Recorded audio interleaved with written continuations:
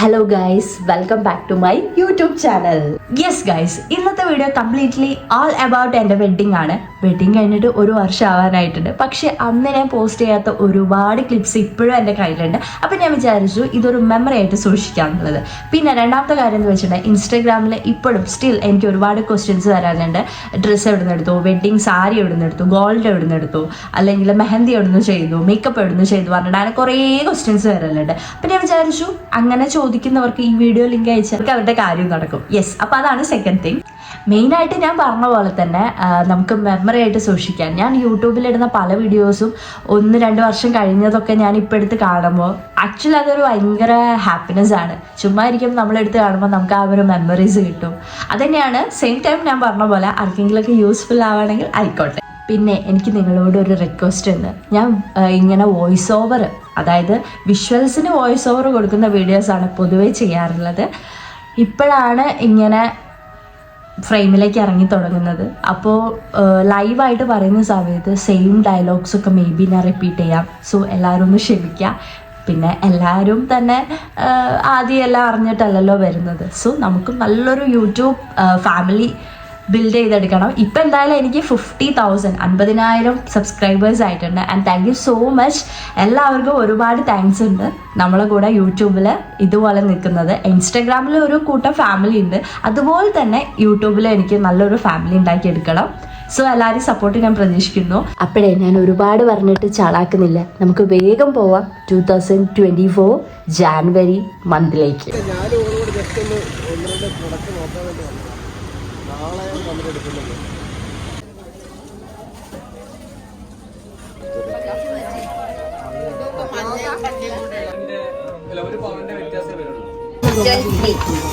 എങ്ങനെയുണ്ട് ഇവിടെ കളക്ഷൻ ഉണ്ടോ?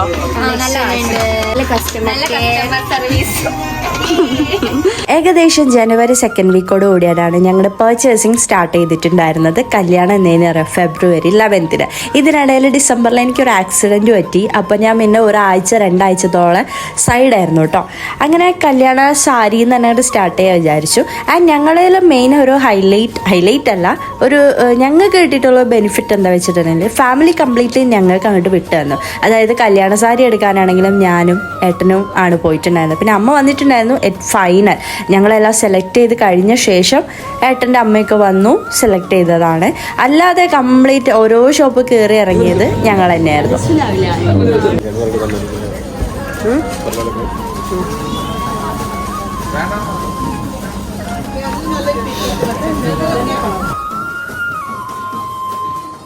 പുറത്തെത്തുമ്പോൾ ലൈറ്റിലേക്കാണോ ഡാർക്കിലേക്കാണോ ഏകദേശം പോവാ?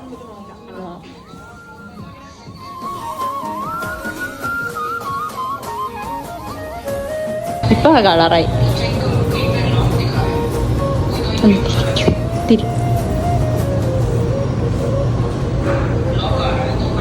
ബോർഡർ വരുന്നത്.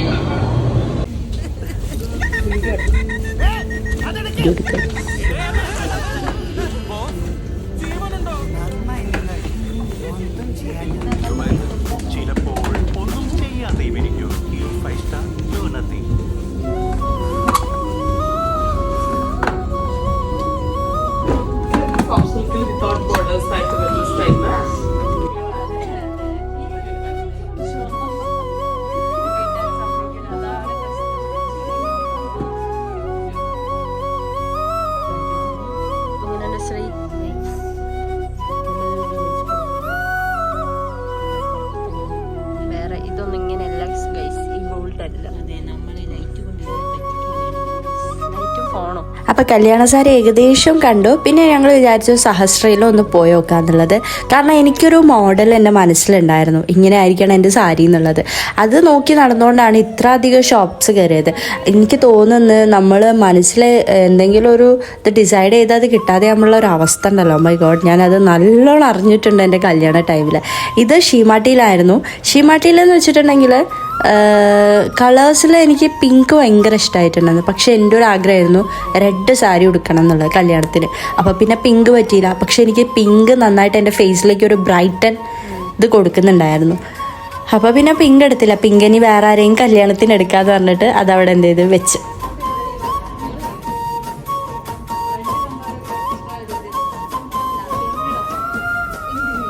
ഇപ്പോൾ കാണുമ്പോൾ ഈ സാരിയൊക്കെ എനിക്ക് ഭയങ്കരമായിട്ട് ഇഷ്ടപ്പെട്ടിട്ടോ. ഈ കളറും എനിക്ക് നന്നായി ചേരുന്ന പോലെ തോന്നി. പിന്നെ ഞങ്ങൾക്ക് റിസപ്ഷനല്ല, ഒരു വിരുന്നുണ്ടായിരുന്നു.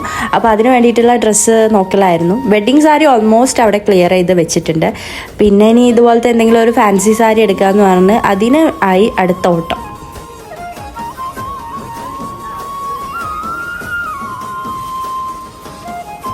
പിന്നെ 2-3 സാരി അധികം എടുക്കണം എന്ന് പറഞ്ഞ് എനിക്കറിയാം.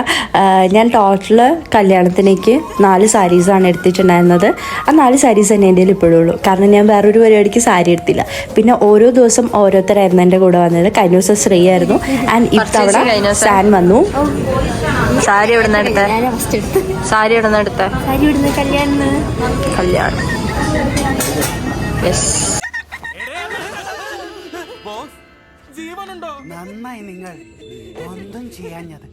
ആൻഡ് ഇതായിരുന്നു എൻ്റെ കല്യാണ സാരി കേട്ടോ. കല്യാൺ കേന്ദ്രയിൽ നിന്നാണ് ഞാൻ എടുത്തിട്ടുണ്ടായിരുന്നത്.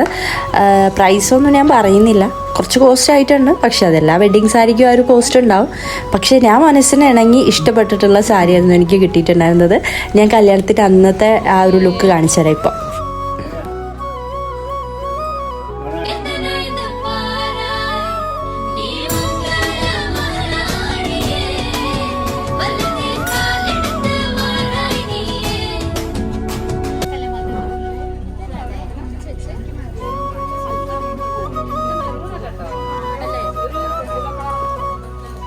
ഇഷ്ടായോ?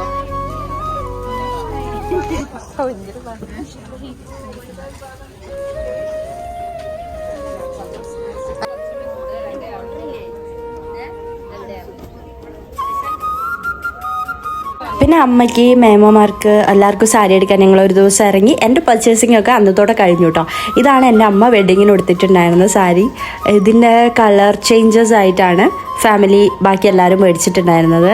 അമ്മയ്ക്കാണ് ഫസ്റ്റ് സാരി കിട്ടിയത് കേട്ടോ. അതിലെന്നെ അമ്മ ഓക്കെ ആയിട്ടുണ്ട്. പിന്നെ എനിക്ക് നല്ല ഇഷ്ടപ്പെട്ടു കളറ്.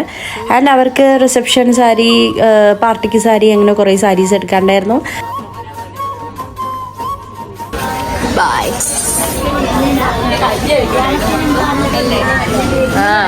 എനിക്ക് ഡ്രസ്സ് എടുത്തോ, പിന്നെയും ചോദിക്കാം. ആക്ച്വലി എൻ്റെ പർച്ചേസിങ് നടന്നത് കസവ് കേന്ദ്ര, കോഴിക്കോടുള്ള കസവ് കേന്ദ്ര, സിൽക്ക് മന്ദിർ, കല്യാൺ കേന്ദ്ര. മെയിൻ സാരി എടുത്തത് കല്യാൺ കേന്ദ്ര, പിന്നെ നമ്മുടെ കല്യാൺ സിൽക്സ്. ഈ 4 സ്ഥലങ്ങളിലാണ് ഞാൻ പോയിട്ട് കംപ്ലീറ്റ് ഡ്രസ്സ് എടുത്തത്.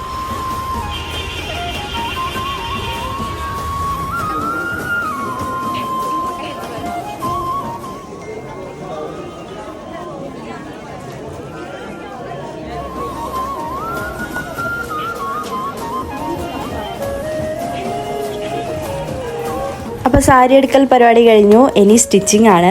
എൻ്റെ കല്യാണ ബ്ലൗസും പാർട്ടി വെയറും ഒക്കെ ചെയ്തിട്ടുണ്ടായിരുന്ന നമ്മുടെ കോഴിക്കോട് ബീച്ച് സൈഡ് സിൽക്ക് സ്ട്രീറ്റിലുള്ള സഹസ്ര ബുട്ടീക്കാണ്. ഞാൻ അവിടെ ആയിരുന്നു കംപ്ലീറ്റ് കൊടുത്തിട്ടുണ്ടായിരുന്നത്. നല്ല വർക്കും കാര്യങ്ങളാണ് അവിടെ എനിക്ക് ചെയ്തത്. നല്ല ഇൻറ്റീരിയർ ആണ് കേട്ടോ ഇവരുടെ. നമുക്കിവിടെ പോയി കഴിഞ്ഞാൽ ഭയങ്കര ഒരു പീസ്ഫുൾ, നമുക്ക് ഒരുപാട് ഐഡിയാസ് ഒക്കെ കിട്ടും. പിന്നെ ആളും നല്ല രീതിയിൽ നമ്മളെ സപ്പോർട്ട് ചെയ്യും.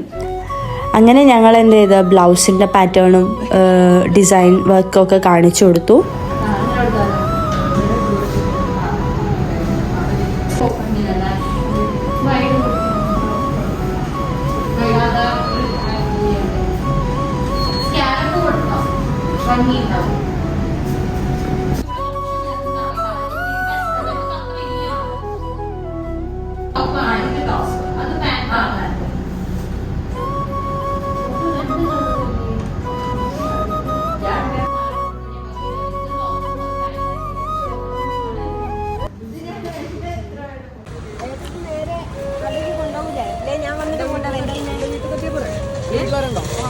അടുത്ത സെക്ഷൻ ഗോൾഡ് ആയിരുന്നു കേട്ടോ. ഗോൾഡ് പിന്നെ ഞങ്ങൾക്ക് ഒരു ഇതുമില്ലായിരുന്നു. കാരണം ഞങ്ങളെല്ലാം മധുരിമയിൽ നിന്ന് ചെയ്യാമെന്നാണ്. നമ്മുടെ കോഴിക്കോട് കമ്മത്തിലായില്ല മധുരിമ ജ്വൽസ് എന്നാണ് നമ്മൾ കംപ്ലീറ്റ് ഗോൾഡ് എടുത്തിട്ടുണ്ടായിരുന്നത്. കാരണം എനിക്കിഷ്ടമാണ് അവിടുത്തെ സെലക്ഷനും ഉണ്ട്, പിന്നെ അവിടുത്തെ സർവീസ് ആയാലും. കാലിക്കറ്റ് ഒരു ബെസ്റ്റ് ജ്വല്ലറി തന്നെയാണ് നമ്മുടെ മധുരിമ ഗോൾഡ് ആൻഡ് ഡയമണ്ട്സ്. അവിടെ നിന്നാണ് ഞാൻ എൻ്റെ നോസ്പിനൊക്കെ വാങ്ങിയിട്ടുണ്ടായിരുന്നത്. അതിന് ഒരുപാട് എൻക്വയറി വന്നിട്ടുണ്ടായിരുന്നു കേട്ടോ. സത്യം പറഞ്ഞാൽ ഗോൾഡ് വാങ്ങാൻ പോയതെന്നാണ് ഞാൻ എൻ്റെ ഫാമിലീൻ്റെ കംപ്ലീറ്റ് കംപ്ലീറ്റ് ഹാപ്പിനെസ് കാണുന്നത്. കാരണം അവരെ സംബന്ധിച്ചൊരു വലിയൊരു കാര്യമല്ലേ നടക്കുന്നത്. അപ്പോൾ നല്ല രസമായിരുന്നു. ഞാൻ പിന്നെ കുറേ ഇമോഷണലായി അന്ന്. പിന്നെ ഞങ്ങൾ അടുത്ത സെക്ഷൻ ഷോപ്പിങ്ങിന് ഇറങ്ങി. സത്യം പറഞ്ഞാൽ എൻ്റെ ഷോപ്പിംഗ് കഴിഞ്ഞേരം ഞാൻ ബാക്കി എല്ലാവരും കൂടി പോയിട്ട് ഷോപ്പിംഗ് എൻജോയ് ആയിരുന്നു കേട്ടോ.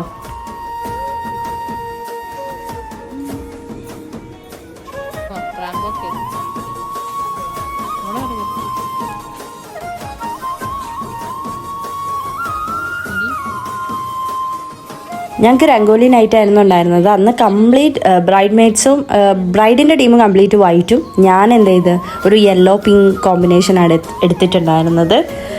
പിന്നെ അച്ഛന് ഷർട്ട് എടുക്കാനൊക്കെ ഉണ്ടായിരുന്നു. അതൊന്നും പിന്നെ ഒരു വരില്ലല്ലോ, നമ്മുടെ ഇഷ്ടത്തിനാണല്ലോ. അങ്ങനെ അച്ഛനെടുത്തു, ഇവനെടുത്തു, അനിയനെടുത്തു.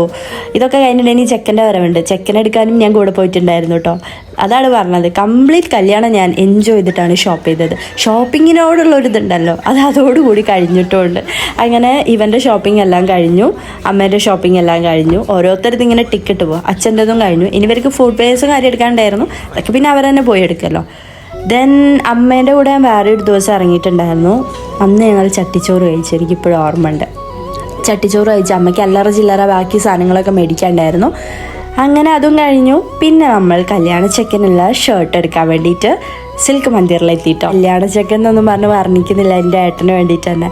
അങ്ങനെ ആൾക്ക് ഒരു ഗോൾഡ് ഓഫ് വൈറ്റ് ഷെയ്ഡിലുള്ള ഒരു ഷർട്ടാണ് എടുത്തിട്ടുള്ളത്. കുർത്തി എടുത്തില്ല, എനിക്ക് കുർത്തിനോട് വലിയ താല്പര്യമില്ലായിരുന്നു. അപ്പം ഞാൻ പറഞ്ഞു ഏട്ടാ ഷർട്ട് മതി എന്നുള്ള. അപ്പോൾ ഷർട്ടും മുണ്ടുമാണ് എടുത്തിട്ടുണ്ടായിരുന്നത്. അത് നമ്മൾ പെട്ടെന്ന് തന്നെ കഴിഞ്ഞിട്ടോ. അതിൽ വലിയ സെലക്ഷനും കാര്യമൊന്നുമില്ലല്ലോ. സിൽക്ക് മന്ദിർ പോയി എടുത്തു പോന്നു.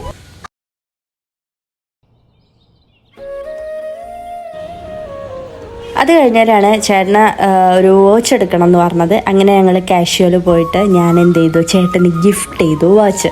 ഏട്ടന് ഭയങ്കര ഇഷ്ടമായിട്ടുണ്ടായിരുന്നു. അപ്പോൾ കല്യാണത്തിന് ഏട്ടൻ കെട്ടിയിട്ടുണ്ടായിരുന്ന വാച്ച് ഞാൻ ഗിഫ്റ്റ് ചെയ്തതാണ് ഗൈസ്. ഓൾമോസ്റ്റ് എല്ലാ പരിപാടിയും കഴിഞ്ഞു. ഇനി ഞങ്ങൾക്ക് ഉണ്ടായിരുന്നത് എനിക്കുള്ള റെൻ്റൽ ജ്വൽസ് നോക്കാണ്ടായിരുന്നു, പാർട്ടിക്കും ബാക്കി ഇവൻറ്റ്സിനൊക്കെ ഇടാനുള്ളത്. അതിൻ്റെ വീഡിയോ ഉണ്ടല്ലോ ഞാൻ വേറെ തന്നെ ചെയ്യുക, കാരണം അത് ഫ്രണ്ട്സായിട്ട് പോയത് ഭയങ്കര ഫണ്ണായിരുന്നു. സോ ഈ വീഡിയോ ഇത്രയേ ഉള്ളൂ. ഇനി ഇതിനകത്ത് നിങ്ങൾക്ക് എന്തെങ്കിലും കാര്യങ്ങളെ പറ്റി ഡീറ്റെയിൽസ് അറിയണമെങ്കിൽ ജസ്റ്റ് ഒന്ന് കമൻറ്റ് ബോക്സിൽ മെൻഷൻ ചെയ്താൽ മതി. പറഞ്ഞുകൊണ്ട് ബൈ ഫ്രം അനു.